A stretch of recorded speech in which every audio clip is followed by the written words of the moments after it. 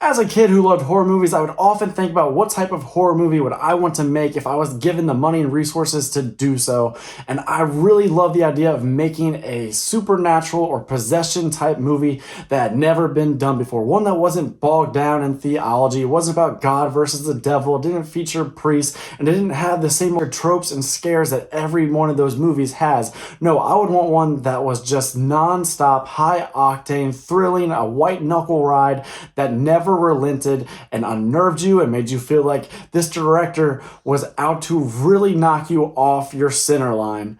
And then I saw The Evil Dead by Sam Raimi and I went, that movie has been made already. And then it turns out that movie spawned a bunch of sequels. It has a franchise and there's not a miss in the entire franchise. Each outing is something new, a different type of fiendish little beast that is just so entertaining and makes it nearly impossible to discern which entry has more quality or is more entertainment value than the last. So this ranking, hardest one I've done to date. I'll probably change my mind on it in the future every time I rewatch one of these movies, but today we're going to strive to do the impossible and we're going to rank the Evil Dead franchise. Go down below to the comment section and let me know your ranking, but here you go. This one is mine.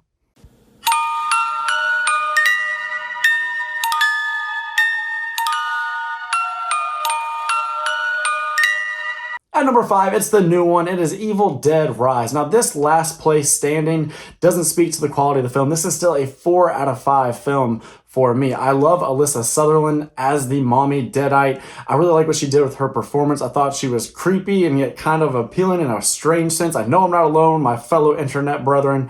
But she was also just an ingenious casting choice because she has those great big eyes and that big old sneering smile. She has the long appendages. She just looks so damn good on camera as a Deadite. And then you have Lily Sullivan as her sister, the protag, and she's doing a great job putting her neck on the line to try to save this family. I love the way that we got to see multiple Deadites come together in the third act in a way we have never seen done before. I like that we got out of the cabin in the woods to take on something different. I felt they could have done more with that high-rise setting. But ultimately, it was still a damn good time that gave us a few new things. I just didn't feel like it necessarily went there all the way. I don't think this is as grotesque or gory or as unnerving or even as silly and funny as some of the other entries. And so for that reason, despite the great casting, despite some really cool shots and great cinematography by the DP and by Lee Cronin, some really great decisions in this film, it's just such a strong franchise. Something's got to be last, and for me, it's Evil Dead Rise. Number 4 is Army of Darkness. I remember seeing this movie as a kid and having my mind blown because I had never seen anything quite like Army of Darkness, and I really don't know that I have since. It is such a uniquely brave and creative film. I say brave because think about a studio giving you a ton of money and then think about setting out to make this bizarre movie that, like I said, is so unique and original. And sometimes that's not going to sit right with the masses. You found me beautiful once. Honey, you got real ugly. My biggest problem with the movie is that it's not called The Medieval Dead. Such a missed opportunity. It was right there. The studio should have let them do it. That would resonate, I think, with the public and have so much more staying power than the title Army of Darkness, which isn't a bad title, but come on. Medieval Dead, coming off the heels of Evil Dead and Evil Dead 2. It was a slam dunk, y'all. But this gives us Primo Ash, and he's dropping one-liner after one-liner. This is the most quotable movie by far. All right, you primitive screwheads, listen up. This is my boomstick! And I love that central conceit of him being tossed back in time to where this is like a Jason of the Argonaut's tale featuring Ashley Williams. I love him taking on the skeletons. I love some of the slapstick humor. I love the way this feels like a callback to a forgotten era of Hollywood cinema. Great action adventures and horror pictures, but with a modern flavor and with that Sam Raimi creativity. It is just such a cinematic journey, a real treat. And when I think of movies that I will show to my children one day, this is one of those that I'm like, I can't wait to sit back and watch this and see kids go on this journey for the first time like I did when I was a kid, because I was just such a fan of it. I love this movie. It is a 4 out of 5 for me.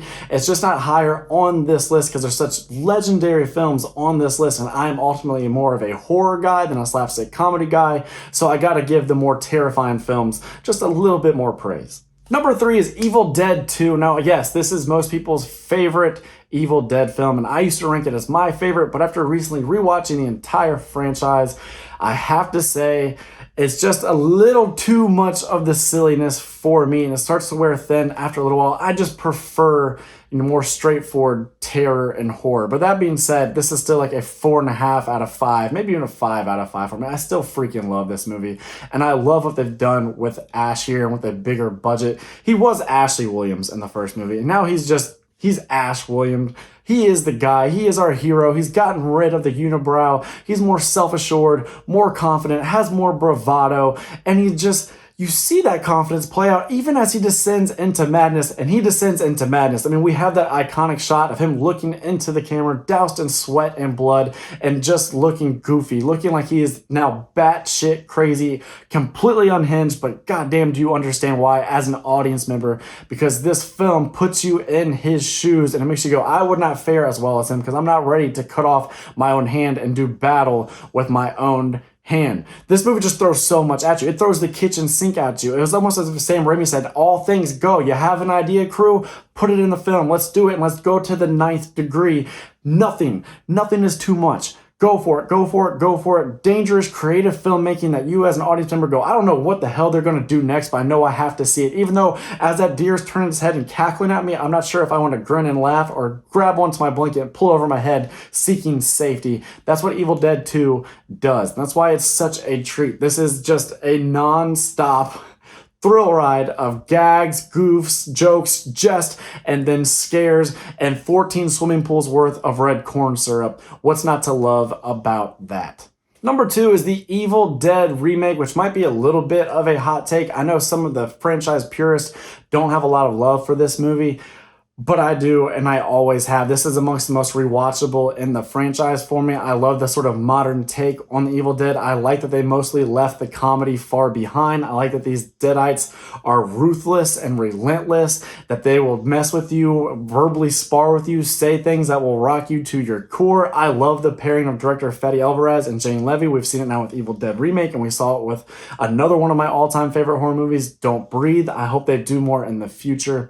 I love the central conceit of why they need to stay in the cabin, using this main character's drug abuse and needing to get clean as a reason for why nobody trusts her and feels like they have to, keep her here in the cabin. And then just that, like I said, it is non-stop from the jump, and these characters withstand hell. I like that it's not like other horror movies where you get stabbed and you're done. You're through, that's it.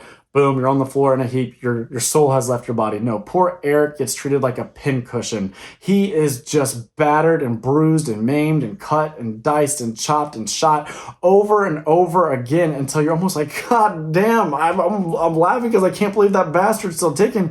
He's a tough son of a bitch, but can we let him go? Let this boy rest. Let him go to the other side. He doesn't need to endure any more pain. This is just so much. Or when you watch Natalie cut her arm off, such a great effect as it gets all goopy and oozy and slowly gravity pulls it and it just rips from the upper half of her arm.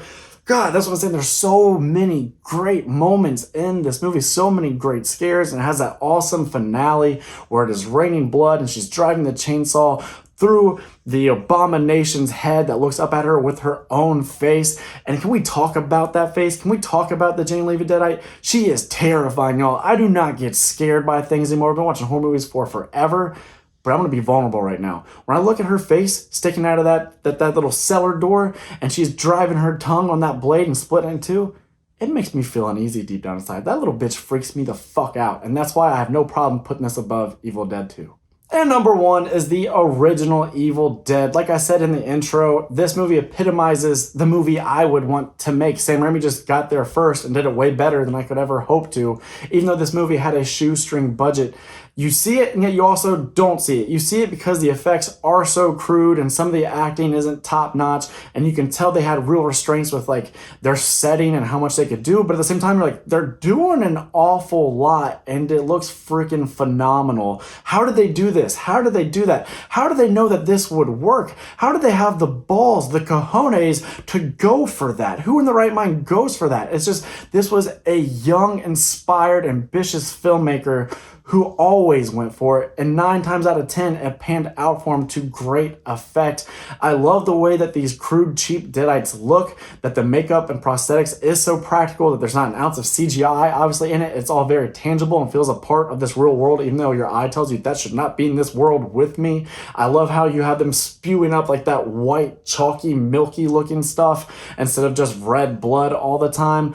I love the stop motion effects they do at times. There's just so much creativity and so much lore kind of alluded to with this picture that you go, I want more. I need more of this.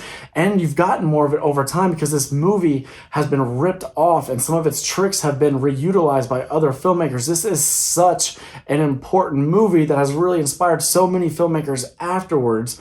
Like myself, like I said, if I wanted to make a horror movie, well, if you have to use a template, you have to use inspiration, you could do way worse than Evil Dead. I look at this as being one of the most influential horror films, much like Halloween did for the slashers. I think Evil Dead did for paranormal, ghost, possession type films, for cabin terror. Such a landmark horror film, and it gets better for me the older I get. The more I understand how hard it must have been and how ingenious some of the tactics were in the filmmaking, I just have to applaud this movie, and it's such a damn good ride every single time. I love this franchise, and it all started with the first one, which is my absolute favorite. Which movie is your favorite? How do you rank this franchise? If you enjoyed this video, please hit like and subscribe. Other than that, I just wish you to have a great day. I'm Nate for natemareflix saying that's a wrap.